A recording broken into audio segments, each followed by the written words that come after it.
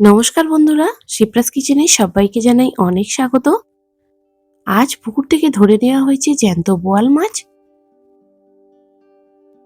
আজ ভিডিওয়ে আপনাদের সাথে শেয়ার করব কিভাবে বোয়াল মাছটা আপনারা কেটে নেবেন এবং কিভাবে খুব সহজে বোয়াল মাছের কালিয়া আপনারা বাড়িতে বানিয়ে নিতে পারবেন। আর বিশেষ কিছু টিপস দিয়ে দেব, যে টিপসগুলো ফলো করলে আপনারা কোনো রকম ঝামেলা ছাড়াই বোয়াল মাছ রান্না করে নিতে পারবেন।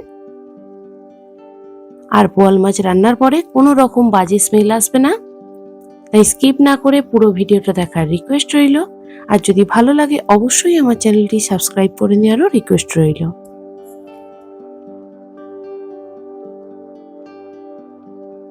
আর আপনারা কে কে এর আগে এই মাছটা জীবিত অবস্থায় দেখেছেন আমাকে কমেন্ট বক্সে জানানোর অনুরোধ রইল।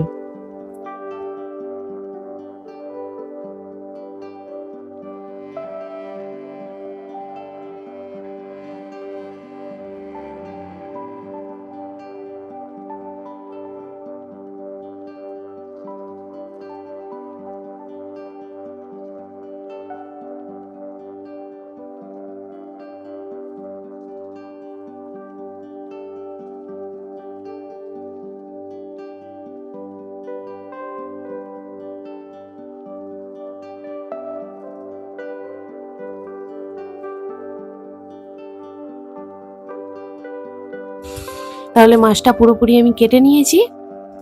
এবার মাছটাকে আমি ধুয়ে পরিষ্কার করে নিচ্ছি, দিয়ে মূল রেসিপিতে ফিরে আসছি। এখানে ধুয়ে পরিষ্কার করে নেওয়া কয়েক পিস বোয়াল মাছের টুকরো নিয়ে নিয়েছি। এবার এর মধ্যে দিয়ে দিচ্ছি হাফ টিস্পুন নুন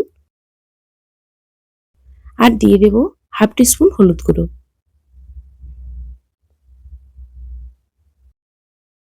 বোয়াল মাছের যে একটা গন্ধ আসে সেই গন্ধটা দূর করার জন্য এখানে দিয়ে দিচ্ছি এক টুকরো লেবুর রস।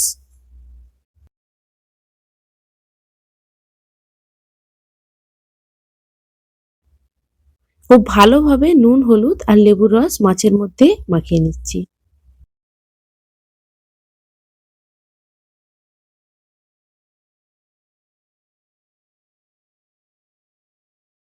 এবার এর মধ্যে আমি দিয়ে দেব 1 টেবিল চামচ পরিমাণ সর্ষের তেল। এই সর্ষের তেলটা দেওয়ার কারণে মাছটা তেলে দেওয়ার সময় অনেক সময় ফেটে যায়। সেই তেলে দেওয়ার পরে মাছটা আর ফাটবে না, সেই জন্য অবশ্যই মাছটা মাখানোর সময় সর্ষের তেল ব্যবহার করতে হবে।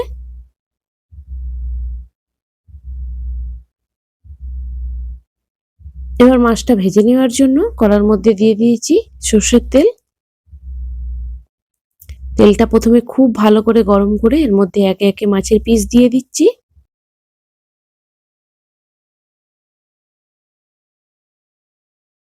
প্রথমে আমি 5টি বোয়াল মাছের টুকরো দিয়ে দিয়েছি।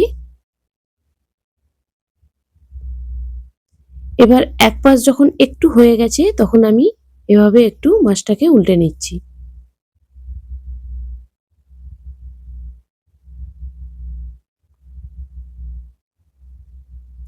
সব টুকরোগুলো উল্টে পাল্টে খুব ভালোভাবে আমি ভেজে নিয়েছি। এবার মাছটাকে আমি তেল ঝরিয়ে উঠিয়ে নেব।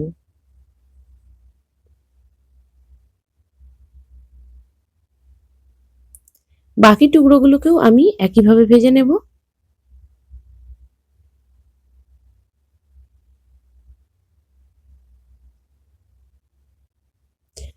এগুলোও ভাজা হয়ে গেছে। এবার এগুলোকেও আমি একইভাবে তেল ঝরিয়ে উঠিয়ে নিচ্ছি।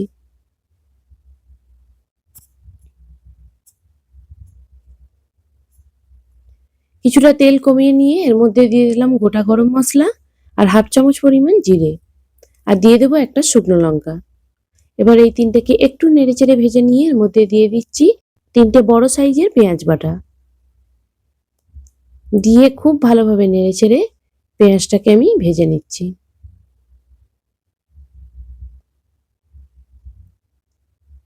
পেঁয়াজ একটু ভাজা হয়ে আসলে এর মধ্যে দিয়ে দিচ্ছি 1 চামচ পরিমাণ রসুন বাটা, দিয়ে এটাকেও খুব ভালোভাবে নেড়েচেড়ে মিশিয়ে নিচ্ছি।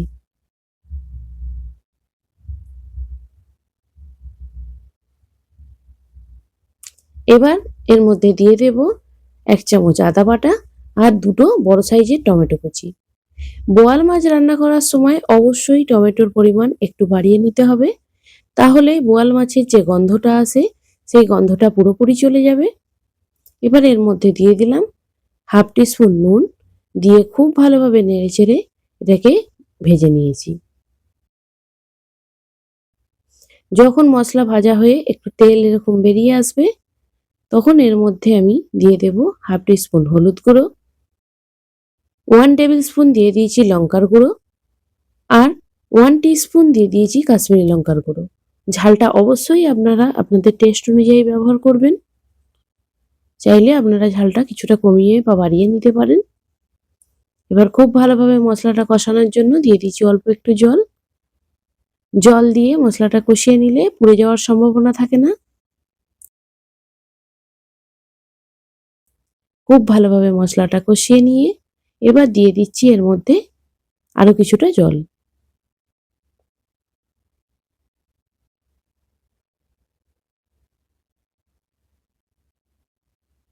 জলটা যখন ফুটে উঠেছে এভাবে একটু নেড়ে চেড়ে দেব, দিয়ে এর মধ্যে আমি ভেজে রাখা মাছগুলো একে একে দিয়ে দেব।